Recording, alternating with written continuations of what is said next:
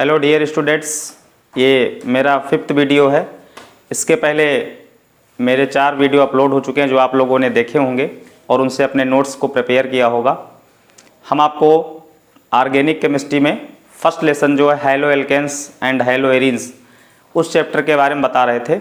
इस चैप्टर से बोर्ड में 4 मार्क्स का पूछा जाता है। पहले वीडियो में स्टूडेंट्स मैंने आपको बताया था कि हैलो एल्केन्स क्या होते हैं, उनके टाइप्स क्या होते हैं। जो मेरा सेकंड वीडियो था उसमें मैंने बताया था आपको कि एल्किल हैलाइड्स जो होते हैं उनका प्रिपरेशन कैसे किया जाता है। थर्ड वीडियो में और फोर्थ वीडियो में मैंने आपको कुछ इंपॉर्टेंट नेम्ड रिएक्शंस बताई थी।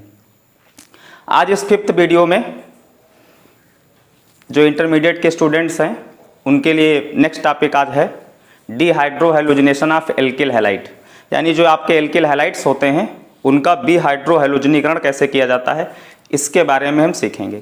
तो जो विहाइड्रोहैलोजनीकरण है, विहाइड्रोहैलोजनीकरण, तो एल्किल हैलाइड जो आपके होंगे इसके पहले आपको बता चुके हैं कि एल्किल हैलाइड्स क्या होते हैं। विहाइड्रोहैलोजनीकरण एक प्रकार की एलिमिनेशन रिएक्शन होती है। आप लोगों ने फर्स्ट ईयर में एलिमिनेशन रिएक्शन के बारे में पढ़ा होगा, जिनको हिंदी में निराकरण अपक्रियाएं या विलोपन अपक्रियाएं कहा जाता है।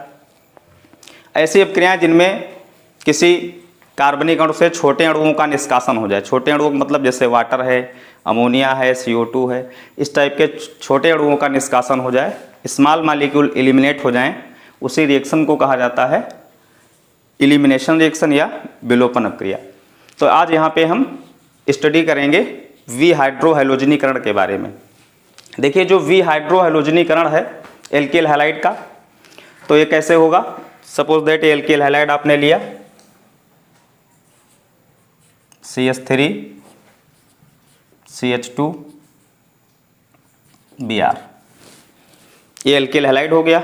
इसका नेम एथिल ब्रोमाइड होगा, क्योंकि जो एल्किल हैलाइड्स होते हैं उनका जनरल फार्मूला मैंने आपको क्या बताया था, RX होता है। उसमें R जो है वो एल्किल रेडिकल है और जो X होता है वो हाइड्रोजन एटम होता है। तो देखिए यहाँ पे एल्किल रेडिकल कौन सा है, एथिल। C2H5 है तो एथिल आपका एल्किल रेडिकल हो गया और Br आपका क्या हो गया, हाइड्रोजन हो गया। तो एल्किल हैलाइड हो गया। इसकी जब रिएक्शन एल्कोहलिक पोटेशियम हाइड्रोक्साइड से होगी,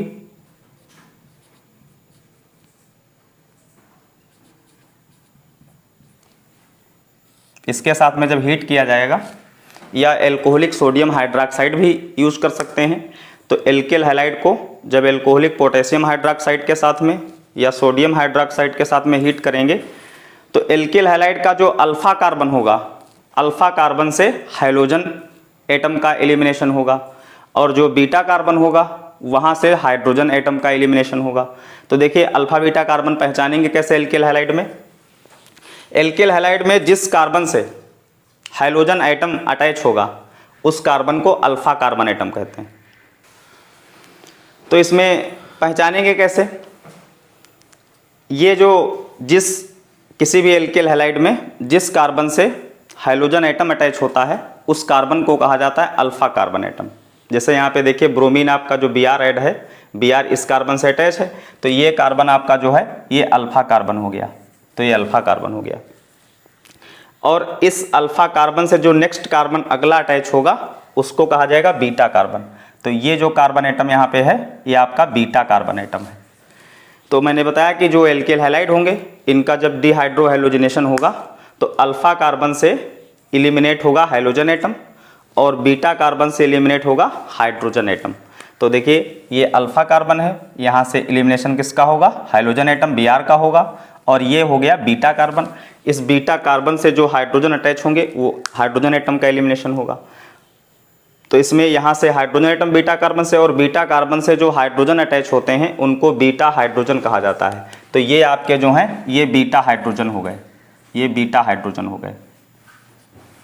तो बीटा हाइड्रोजन यहाँ से इस कार्बन से एलिमिनेट हो जाएगा, इस कार्बन से Br एलिमिनेट हो जाएगा, तो इधर हो जाएगा CH2। अब जब यहाँ से हाइड्रोजन एलिमिनेट होगा, यहाँ से ब्रोमीन Br एटम एलिमिनेट होगा, तो दोनों कार्बन के बीच में डबल बॉन्ड लग जाएगा, CH2 double bond CH2, Br और पोटेशियम ऐड हो जाएंगे तो KBr प्लस H2O, ये आपकी एथिलीन बन जाएगी। तो एथिलीन बन जाएगी। इस तरह से डिहाइड्रोहेलोजनेशन हो गया। तो देखिए एल्किल हैलाइड जो था, इससे हाइड्रोजन हैलाइड यानी HBr जो था, HBr का एलिमिनेशन हो गया। तो विहाइड्रोहेलोजनीकरण उस रिएक्शन को कहा जाता है जिस रिएक्शन में किसी कार्बनिक अणु से हाइड्रोजन हैलाइड अणु का निष्कासन हो जाता है। हाइड्रोजन हैलाइड अणु, हाइड्रोजन हैलाइड जनरल फार्मूला क्या होता है, HX होता है। अब यहाँ पे जैसे Br है तो HBr हो गया, Cl है तो HCl हो गया, I होगा तो HI हो जाएगा। तो जिस रिएक्शन में किसी कार्बनिक अणु से हाइड्रोजन हैलाइड अणु का निष्कासन हो जाता है उसी रिएक्शन को कहा जाता है विहाइड्रोहेलोजनीकरण, और इसी को इंग्लिश में कहते हैं डिहाइड्रोहेलोजनेशन। तो इसकी डिफिनीशन लिखने को आती है कि विहाइड्रोहेलोजनीकरण किसे कहते हैं। तो डिफिनीशन में लिखेंगे कि वह क्रिया जिसमें किसी कार्बनिक अणु से हाइड्रोजन हैलाइड अणु का निष्कासन हो जाता है उस क्रिया को विहाइड्रोहेलोजनीकरण कहते हैं। मैंने बताया था कि चूँकि इन वीडियोस में हिंदी इंग्लिश दोनों में आपको बताया जाएगा, जिससे इंग्लिश मीडियम के जो स्टूडेंट हैं वो भी अपने नोट्स प्रिपेयर करके स्टडी कर सकें और हिंदी मीडियम की भी कर सकें। तो इस डिफिनीशन को इंग्लिश में भी बताया दे रहे हैं। The reaction in which elimination of hydrogen halide molecule takes place from an organic compound, the reaction is called dehydrohalogenation. एक बार फिर से रिपीट किए देते हैं। The reaction in which elimination of hydrogen halide molecule takes place from an organic compound is called dehydrohalogenation। और आपको यह ध्यान रखना है कि जब एल्किल हैलाइड का डिहाइड्रोहेलोजनेशन होगा तो जो अल्फा कार्बन होगा वहाँ से हाइड्रोजन एटम का एलिमिनेशन होगा, और जो बीटा कार्बन होता है उस बीटा कार्बन के जो हाइड्रोजन एटम होते हैं उनका एलिमिनेशन होता है। और किसी भी एल्किल हैलाइड के डिहाइड्रोहेलोजनेशन से प्रोडक्ट के रूप में एल्कीन का फॉर्मेशन होता है। जैसे यहाँ पे आपने क्या इसमें लिया, एथिल ब्रोमाइड लिया, तो मैंने बताया था कि जिस कार्बन से हाइड्रोजन एटम अटैच होगा वो आपका क्या होगा, अल्फा कार्बन होगा। तो ये अल्फा कार्बन है, यहाँ से देखिए हाइड्रोजन का एलिमिनेशन हो गया। और ये बीटा कार्बन है, बीटा कार्बन जो होगा उससे अटैच जो हाइड्रोजन होते हैं उनको क्या कहते हैं, बीटा हाइड्रोजन कहते हैं। तो यहाँ से बीटा हाइड्रोजन एटम का एलिमिनेशन होगा और प्रोडक्ट के रूप में देखो क्या फॉर्म हो गई, एथिलीन फॉर्म हो गई। तो जिस रिएक्शन में किसी कार्बनिक अणु से हाइड्रोजन हैलाइड अणु का निष्कासन हो जाता है उसी रिएक्शन को हम क्या कहते हैं, विहाइड्रोहेलोजनीकरण कहते हैं। The reaction in which elimination of hydrogen halide molecule takes place from an organic compound is called dehydrohalogenation. अब इस पर कुछ ऑब्जेक्टिव टाइप क्वेश्चन भी आते हैं। जैसे एक रिएक्शन इसके आती है डिहाइड्रोहेलोजनेशन पे, ध्यान दीजिएगा यहाँ पे। सपोज दैट ये एल्कीन लिखी हुई है CH3, एल्किल हैलाइड में लिया CH3 CH2 CH Cl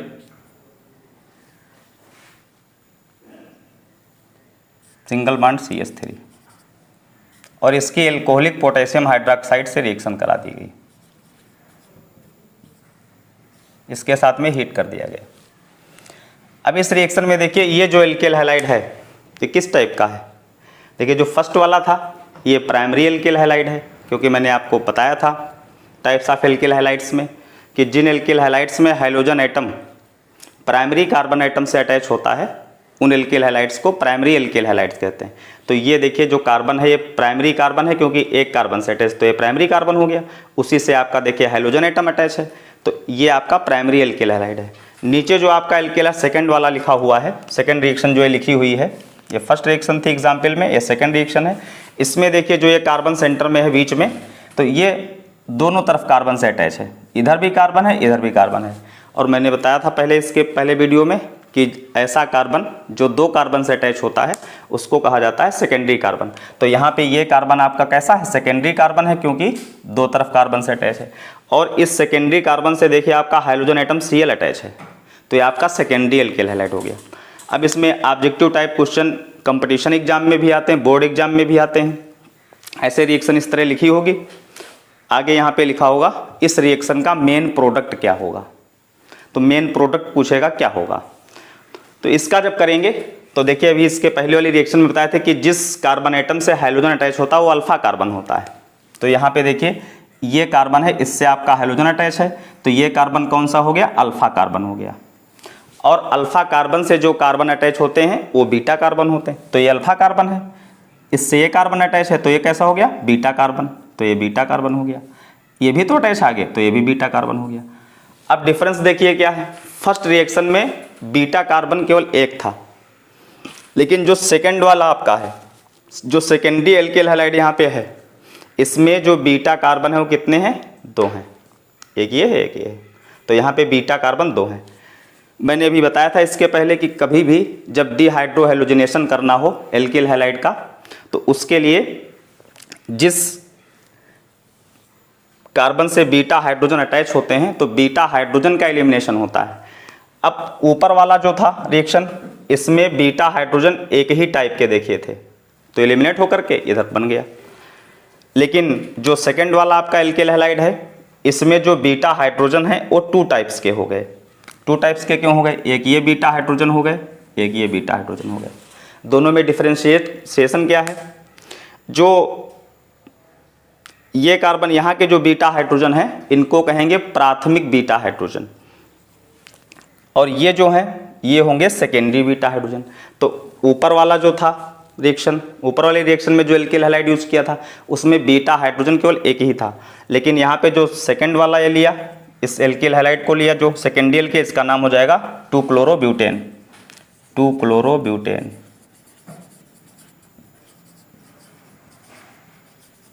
इस एल्किल हैलाइड में बीटा हाइड्रोजन 2 टाइप के हो गए। और आप लोग हमेशा ध्यान रखिएगा, जब एल्किल हैलाइड का डिहाइड्रोहेलोजिनेशन करेंगे तो प्रोडक्ट के रूप में जो एल्कीन उधर बनती है, वो इधर जो आप एल्किल हैलाइड लेते हैं उसमें जो बीटा हाइड्रोजन होते हैं उनके अकॉर्डिंग बनाते हैं। इस बात को आपको ध्यान रखना है। होता यह है कि किसी भी एल्किल हैलाइड में जितने प्रकार के बीटा हाइड्रोजन होते हैं उतने प्रकार की एल्कीन वहाँ पे प्रोडक्ट के रूप में फॉर्म होती है। तो देखो फर्स्ट वाले में बीटा हाइड्रोजन केवल एक ही टाइप के थे तो एक एल्कीन बनी, लेकिन जो सेकेंड वाला एल्किल हैलाइड आपने लिया 2-क्लोरोब्यूटेन को, इसमें बीटा हाइड्रोजन कितने टाइप के हो गए, 2 टाइप के। ये देखिए बीटा हाइड्रोजन है, ये बीटा हाइड्रोजन, तो ये हो गए प्राथमिक बीटा हाइड्रोजन क्योंकि ये प्राथमिक कार्बन है, और ये क्या हो गए, द्वितीयक बीटा हाइड्रोजन क्योंकि ये द्वितीयक कार्बन है। अब जब 2 प्रकार के बीटा हाइड्रोजन यहाँ पे हैं तो 2 प्रकार की एल्कीन बनेंगी। एक एल्कीन उसको बनाएंगे जिसमें यहाँ के बीटा एच हटाएंगे और ये Cl हट जाएगा। दूसरी जो एल्कीन बनेगी उसमें इधर का एच हट जाएगा, इधर का हट जाएगा। तो यहाँ पे 2 प्रकार की एल्कीन बनेगी। तो 2 प्रकार की एल्कीन बन जाएंगी। फर्स्ट हो जाएगी CH3 सिंगल बॉन्ड CH2। अब देखिए यहाँ से CH2 यहाँ से Cl हट जाएगा तो सिंगल बॉन्ड हो जाएगा CH, और यहाँ से H का एलिमिनेशन हो जाएगा, डबल बॉन्ड हो जाएगा CH2। एक ये एल्कीन बन जाएगी। तो इस एल्कीन में देखो यहाँ के बीटा हाइड्रोजन एलिमेंट हुए, अगली जो बनेगी उसमें ये बीटा हाइड्रोजन एलिमेंट करेंगे। नेक्स्ट बन जाएगी सेकंड एल्कीन जो होगी, नीचे लिखे दे रहे हैं यहाँ पे, बन जाएगी CH3 single bond CH, double bond CH, single bond CH3, plus साथ में उसी तरह से जो फर्स्ट रिएक्शन में बना KBr प्लस, वो सब बन जाएंगे, प्लस KBr प्लस H2O। तो यहाँ पे देखो 2 एल्कीन बनी, इसका नाम हो जाएगा 1-ब्यूटीन, 1-ब्यूटीन, और ये हो जाएगी 2-ब्यूटीन। ये डिफरेंस होगा। तो चूंकि फर्स्ट वाली रिएक्शन में जो एल्किल हैलाइड आपने यूज किया था इसमें बीटा हाइड्रोजन केवल एक प्रकार के थे तो एक एल्कीन बनी थी, कौन सी, एथिलीन। लेकिन जो सेकेंड वाली रिएक्शन है इसमें जो आपने एल्किल हैलाइड लिया, इस एल्किल हैलाइड में बीटा हाइड्रोजन कितने प्रकार के हो गए, 2 प्रकार के, प्राथमिक बीटा हाइड्रोजन और द्वितीयक बीटा हाइड्रोजन। तो 2 प्रकार के बीटा हाइड्रोजन चूंकि इसमें हो गए, इसलिए यहाँ पे प्रोडक्ट के रूप में 2 प्रकार की एल्कीन बनेगी, एक बनेगी 1-ब्यूटीन, एक बनेगी 2-ब्यूटीन। अब मैंने बताया जो क्वेश्चन पूछा जाएगा उसमें इस तरह रिएक्शन लिखी होगी, यहाँ पे लिखा होगा आगे इस रिएक्शन का मेन प्रोडक्ट क्या होगा। अब देखिए यहाँ पे एल्कीन बनी 2, साथ में पोटेशियम ब्रोमाइड का फॉर्मेशन हुआ प्लस वाटर का फॉर्मेशन हुआ, तो यहाँ पे मेन प्रोडक्ट कौन सा होगा। मेन प्रोडक्ट के लिए एक रूल है जिसको आप लोग ध्यान रखिएगा, नीचे नोट में लिख लीजिएगा। उस रूल को कहते हैं सेट-जेफ रूल।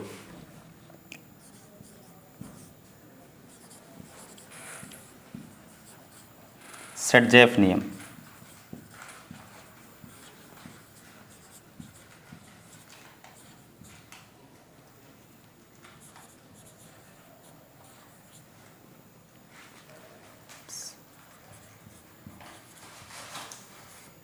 इसको ध्यान रखिएगा, सेट-जेव्स रूल। क्योंकि मैंने बताया था जब कॉम्पिटिटिव एग्जाम में या उसमें क्वेश्चन पूछा जाएगा ऑब्जेक्टिव टाइप में, तो इस तरह रिएक्शन होगी, यहाँ पे लिखा होगा इस रिएक्शन का मेन प्रोडक्ट कौन सा होगा। तो जब आप इसको कंप्लीट करेंगे रिएक्शन को डिहाइड्रोहेलोजेनेशन करा करके, तो देखिए 2 टाइप्स की एल्कीन बनी और आपसे क्वेश्चन पूछा गया कि मेन प्रोडक्ट के रूप में कौन सी बनेगी। तो उसके लिए इस रूल को ध्यान रखिएगा, इसके अकॉर्डिंग पहचानेंगे कि मेन प्रोडक्ट कौन सा होगा, क्योंकि 2 एल्कीन है ना इसमें, तो मेन प्रोडक्ट कौन सा होगा वो कैसे आप डिटरमाइन करेंगे। तो उसके लिए सेट-जेफ रूल को आपको ध्यान रखना। ये है क्या, देखिए सेट-जेफ ने नियम दिया था कि जब एल्किल हैलाइड के बिहाइड्रोहेलोजनीकरण से एक से अधिक एल्कीन का बनना संभव हो तो मुख्य उत्पाद जो है अधिक प्रतिस्थापित एल्कीन होती है। मीन्स देखिए जैसे पहला वाला रिएक्शन है, इसमें जब एल्किल हैलाइड का डिहाइड्रोहेलोजनेशन हुआ तो एक ही एल्कीन बनी, लेकिन ये जो आपका था सेकंड वाला रिएक्शन, इसमें आपने जो एल्किल लिया 2-क्लोरोब्यूटेन, इसका जब आपने बिहाइड्रोहेलोजनीकरण कराया, डिहाइड्रोहेलोजनेशन कराया, तो 2 टाइप्स की एल्कीन बनी, 1-ब्यूटीन और 2-ब्यूटीन। अब यहाँ पे आपको ये डिटरमाइन करना है कि इसमें मेन प्रोडक्ट कौन सा है, क्योंकि 2 एल्कीन बनी ना यहाँ पे, 1-ब्यूटीन 2-ब्यूटीन। तो उसके लिए बताया कि आपको सेट-जेफ रूल को ध्यान रखना है, और इस रूल सेट-जेफ रूल के अकॉर्डिंग जब एल्किल हैलाइड के बिहाइड्रोहेलोजनीकरण से एक से अधिक प्रकार की एल्कीन का बनना संभव हो तो मुख्य उत्पाद अधिक प्रतिस्थापित एल्कीन होती है। तो यहाँ पे 2 एल्कीन बनी, इसमें जो अधिक प्रतिस्थापित एल्कीन होगी वो मुख्य उत्पाद होगी। तो अधिक प्रतिस्थापित एल्कीन अब कैसे पहचानोगे, उसका रूल बताते हैं। अब देखिए एल्कीन 2 हैं यहाँ पे, 1-ब्यूटीन 2-ब्यूटीन, इसमें आपको डिटरमाइन करना है कि अधिक प्रतिस्थापित एल्कीन कौन सी है।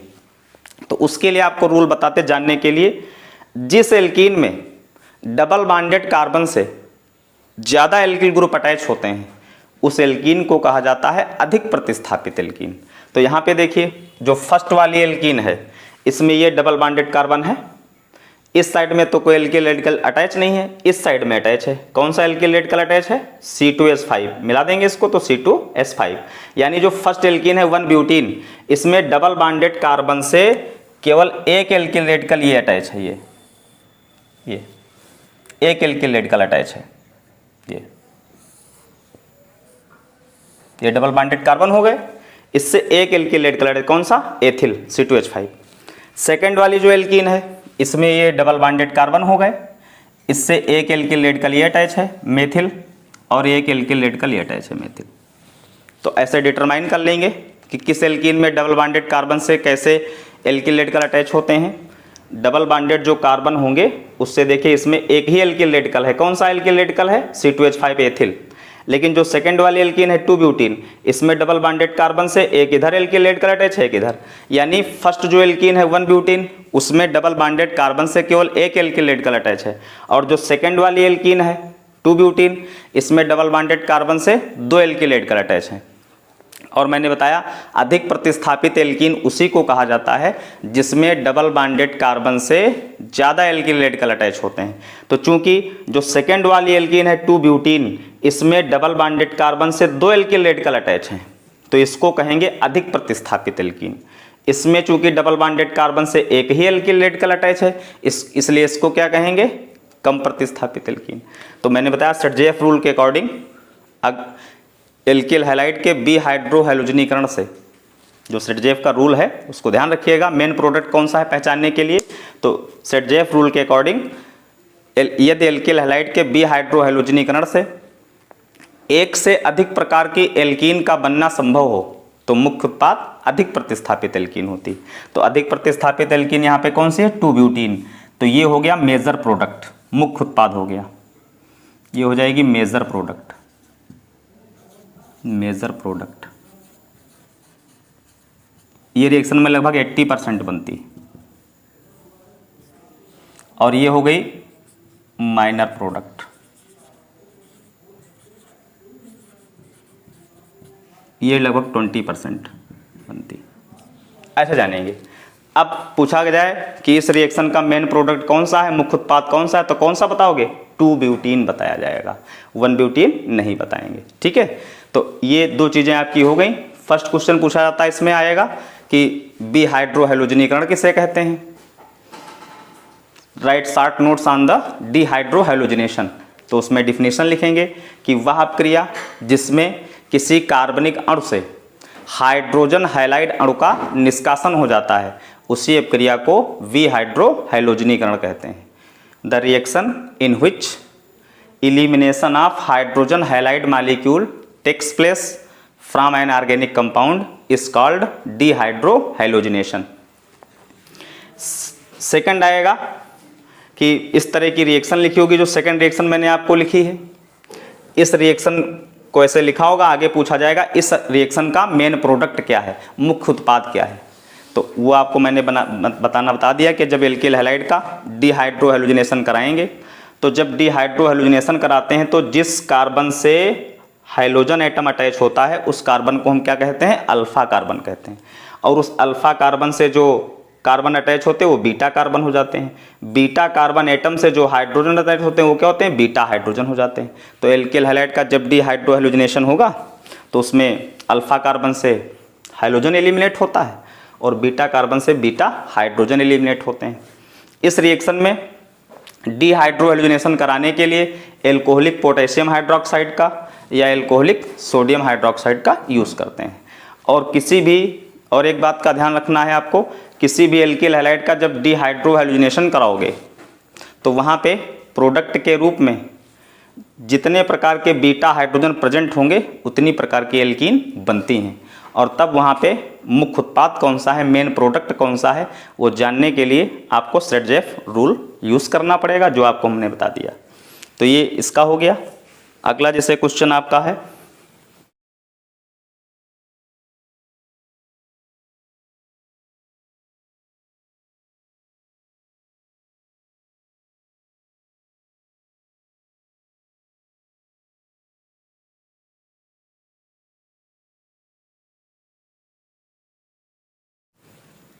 जैसे एल्कीन दी हो, एल्किल हैलाइड ये दिया हो CH3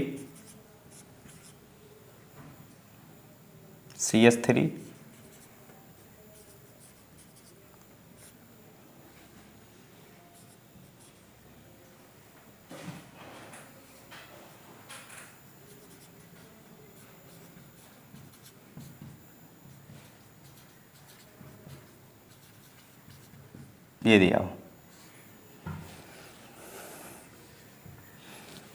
ऐसे रिएक्शन लिखा हो, इसमें पूछा जाए इस रिएक्शन का मेन प्रोडक्ट कौन सा होगा, तो वही डिहाइड्रोहैलोजिनेशन होगा। यहाँ पे एल्कोहलिक सोडियम हाइड्रोक्साइड यूज हो गया।